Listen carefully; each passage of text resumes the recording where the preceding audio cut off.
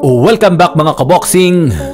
Sumatapos nga pong binantaan ng head trainer ng WBC welterweight champion Mario Barrios na si Bob Santos ang ating pambansang kamao Manny Pacquiao na kung hindi daw sa ospital ay sa sementeryo daw ang bagsak ni Pacquiao pagkatapos ng laban nito kontra sa kanyang alaga, ay tila nga po nag-iba na ang pananalita ni Santos patungkol sa kanyang pagbabanta kay Pacquiao.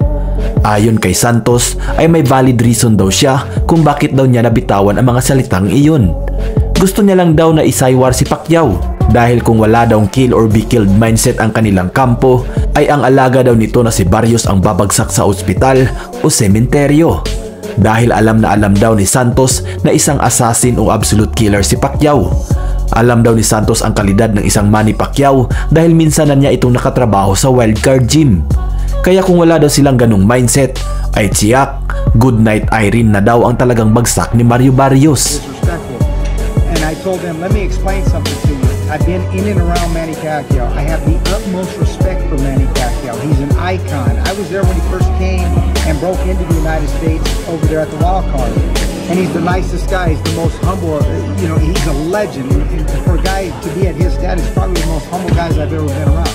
That said, when he gets in that ring, he's an absolute killer. He's always been a kill or be killed guy. That's what's made his style so unbelievable for the fans.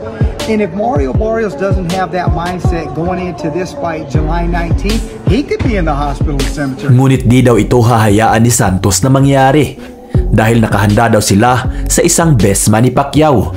Di daw nila tinutulugan si Pacquiao kahit may edad na itong 46 anyos. Bagamat aminado si Santos na nahirapan daw talaga silang makahanap ng southpaw boxers na may kaparehong style ni Pacquiao para makasparing ni Barrios, ay kumpiyansa naman itong sapat na ang kanilang paghahanda para pagritiruhin ng tuluyan si Pacquiao. Samantala, sinabi naman ni Manny Pacquiao kung sino ang nagtulak sa kanya para piliing kalaban si Mario Barrios. Diretsahan nga pong binunyag ni Pacquiao na ang asawa nitong si Jinky Pacquiao ang nagtulak sa kanya para labanan si Mario Barrios.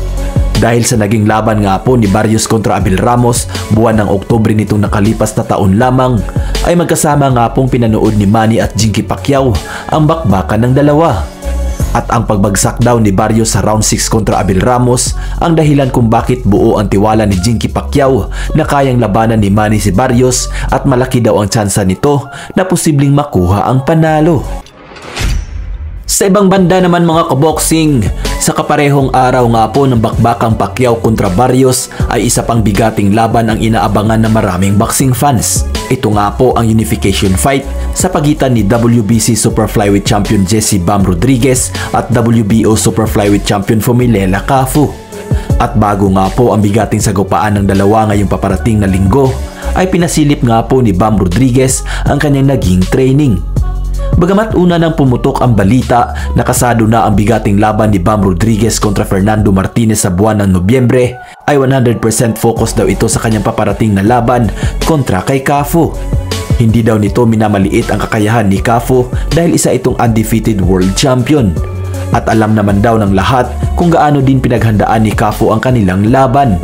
Matatandaan, nakipag-sparring pa si Cafu sa undefeated at knockout artist at lightweight boxer na si Carmel Moton. Battle of the undefeated nga po ito mga kaboxing dahil bitbit nga po ni Bam Rodriguez ang kanyang perpektong record na 21 wins with 14 knockouts. Samantalang si Cafu naman ay may malinis na kartada naman na 11 wins with 8 knockouts at 3 tabla.